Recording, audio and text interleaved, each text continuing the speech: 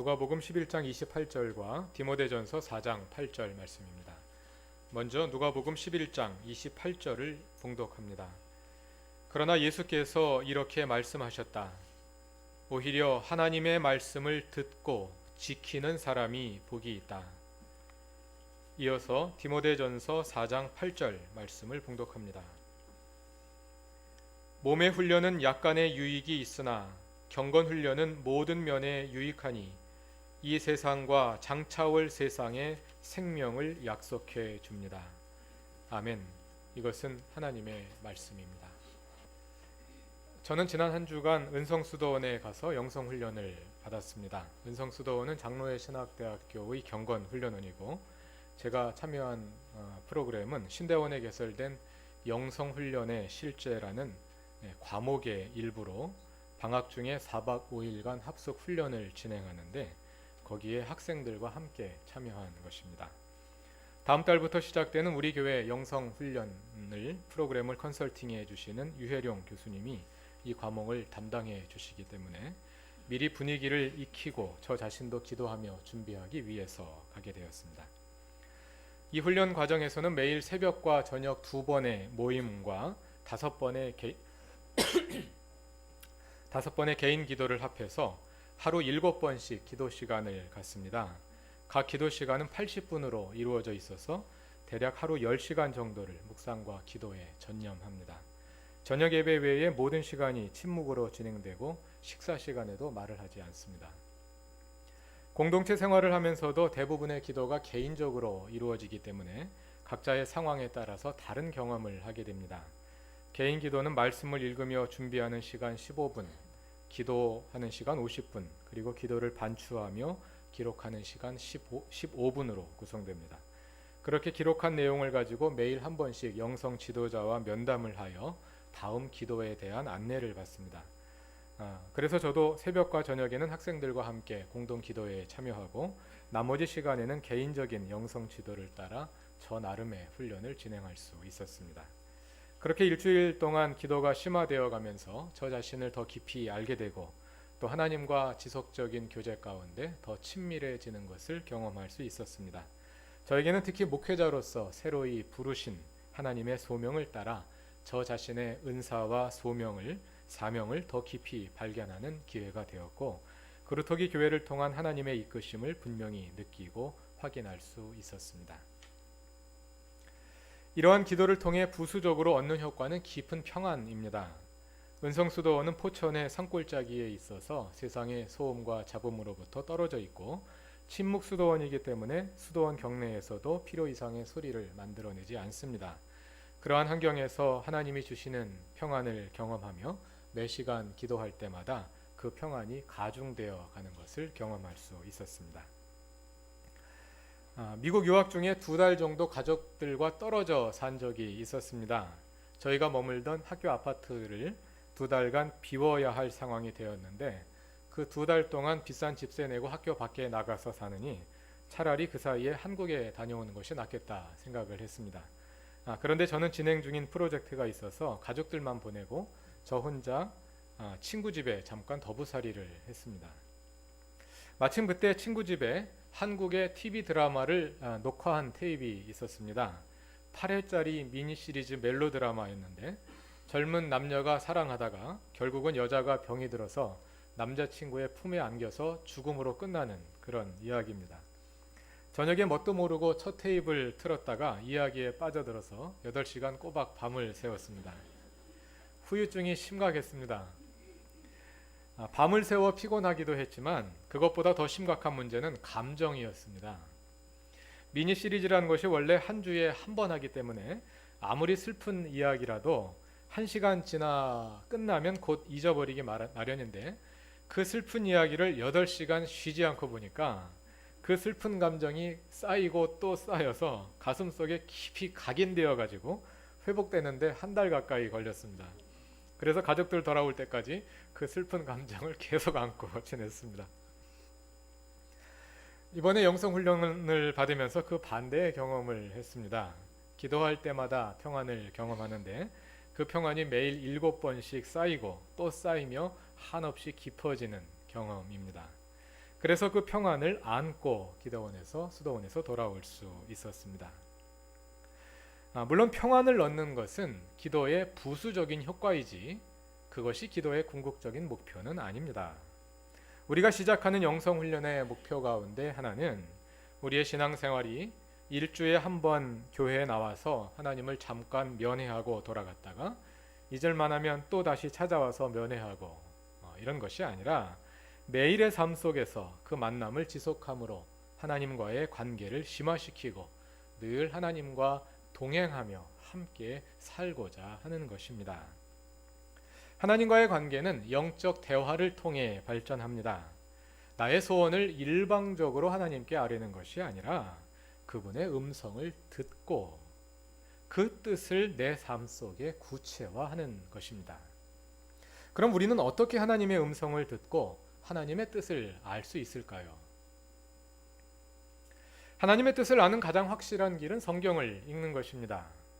하나님께서는 예수님을 통해 그리고 예언자들과 사도들을 통해 성경의 저자들을 통해 이미 우리에게 말씀하셨기 때문에 우리는 성경 속에서 가장 확실하게 하나님의 음성을 들을 수 있습니다. 인생에 문제가 생겼을 때 여러분은 어디서 답을 얻습니까? 성경을 읽으십시오.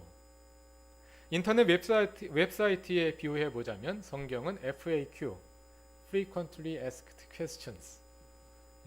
어떤 물건이나 시스템을 사용하다가 질문이 생겨서 웹사이트 고객 지원 페이지를 찾아가 보면 FAQ가 있습니다. 많은 사람들이 질문하는 문제들에 대한 해결책을 따로 모아 놓은 것입니다.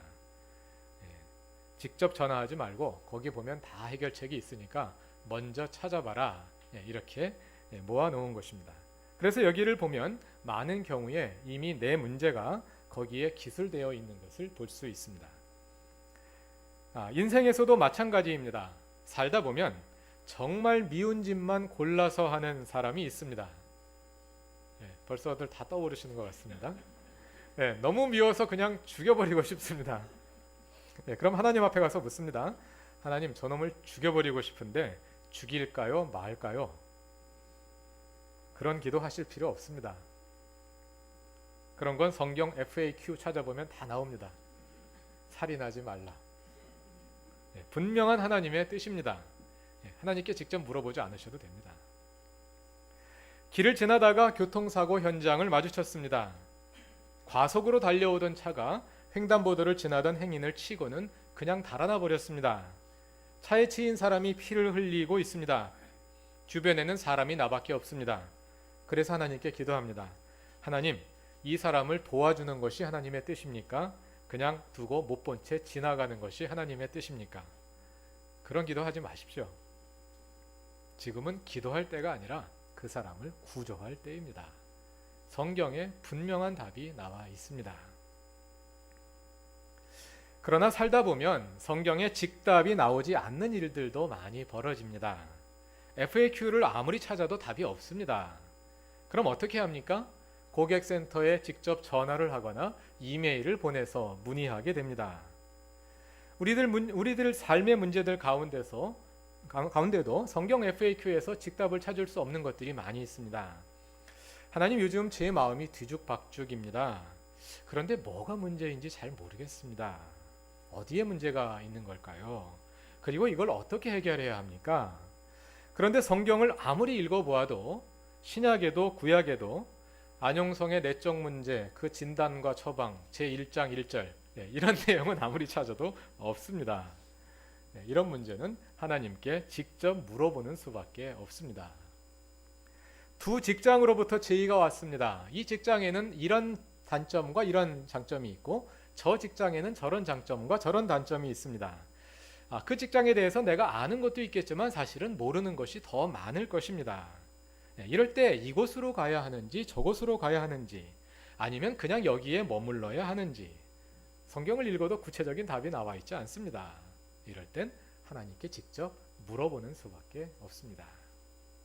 하나님께 묻습니다. 하나님, 근본적인 문제가 무엇입니까? 어떻게 해결해야 합니까? 하나님, 어디로 가야 합니까? 이렇게 묻는데 하나님이 뭐라고 하시는지 들리지를 않습니다. 전화도 하고 이메일도 했는데 답장이 안 옵니다. 이메일이 제대로 갔는지 수신 확인을 해볼 수도 없고, 답을 어디로 보내셨는지 알아볼 수도 없고. 왜 그렇습니까? 우리에게 하나님의 음성을 듣는 귀와 하나님을 보는 눈이 없기 때문입니다. 하나님으로부터 듣고 보고 또 그렇게 하나님과 깊은 만남으로 들어가기 위해서는 우리의 눈과 귀를 여는 지속적인 영성의 훈련이 필요합니다. 그 훈련은 하나님께서 주신 분명한 계시인 성경을 매개로 하여 말씀에 계시된 하나님과의 만남을 통해 그 말씀 너머에 계시는, 우리의 지각과 감각 너머에 계시는 하나님께로 나아가는 것입니다. 말씀을 깊이 묵상하며 그 말씀을 매개로 하나님과 대화하는 가운데 모든 사람을 향한 일반적인 원리로 주어진 성경 말씀이 나의 개인적이고 구체적인 상황에 대답하시게 하는 것입니다. 말씀으로 하는 기도는 기독교 영성 훈련의 제1단계, 가장 초보적인 단계이면서 동시에 모든 기도의 토대이기도 합니다.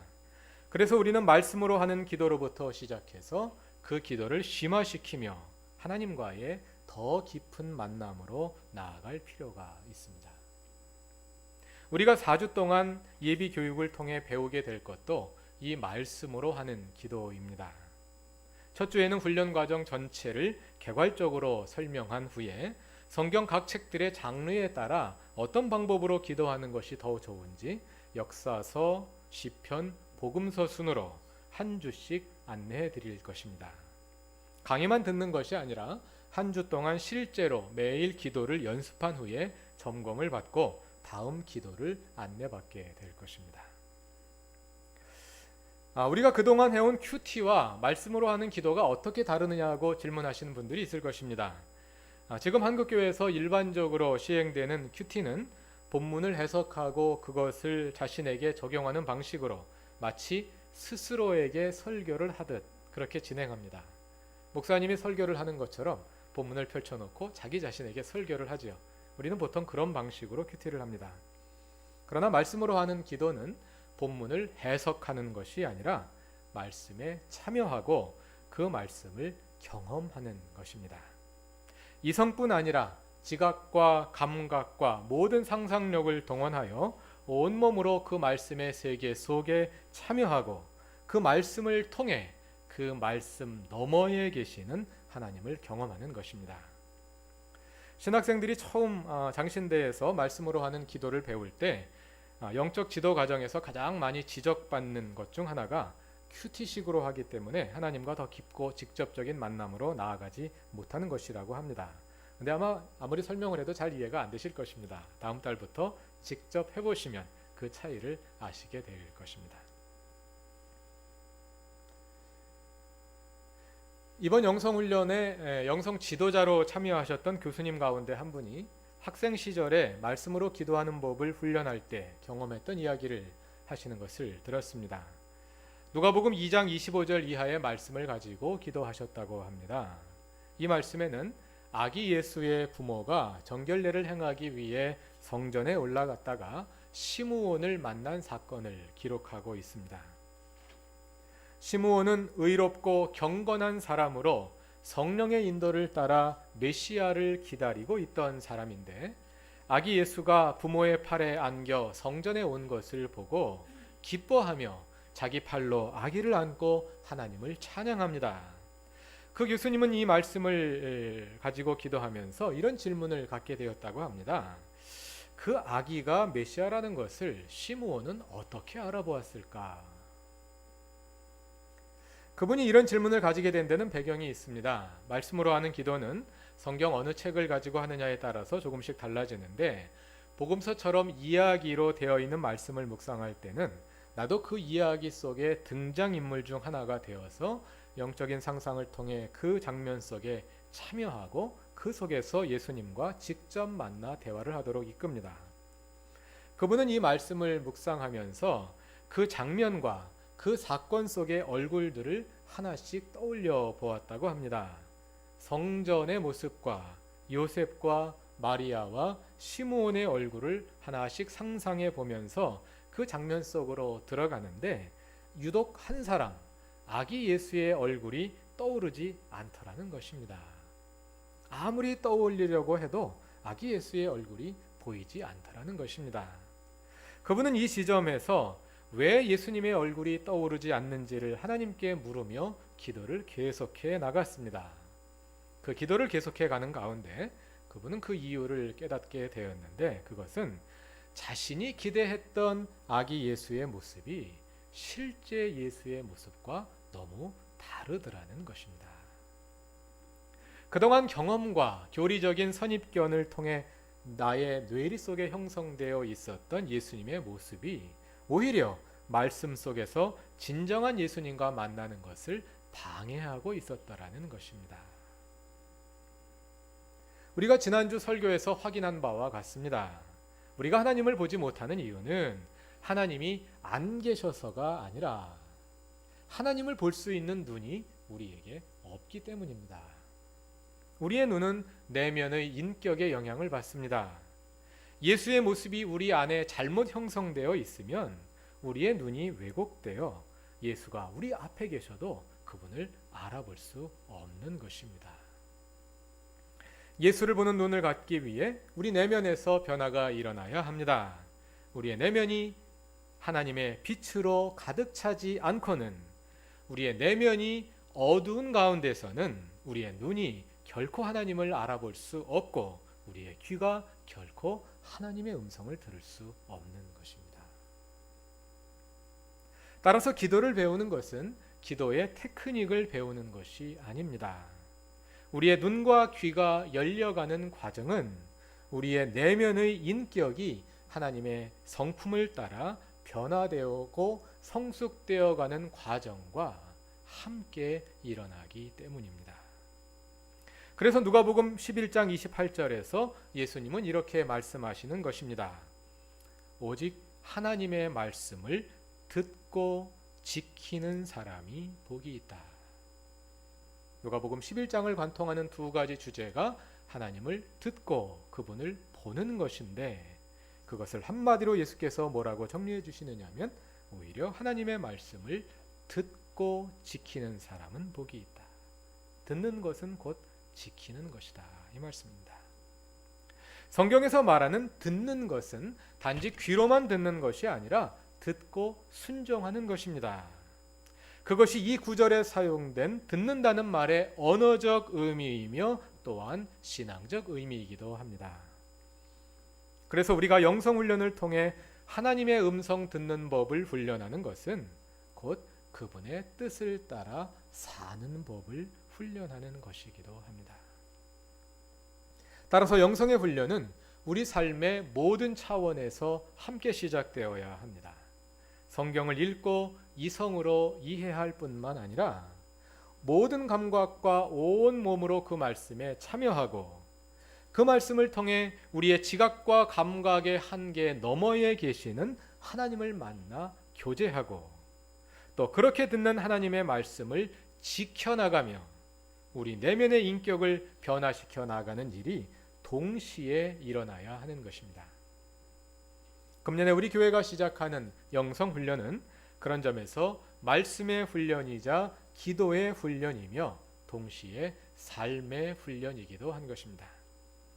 디모데전서 4장 8절이 말하는 것처럼 영성의 훈련은 약간의 유익만 있는 것이 아니라 모든 면에서 유익한 훈련입니다.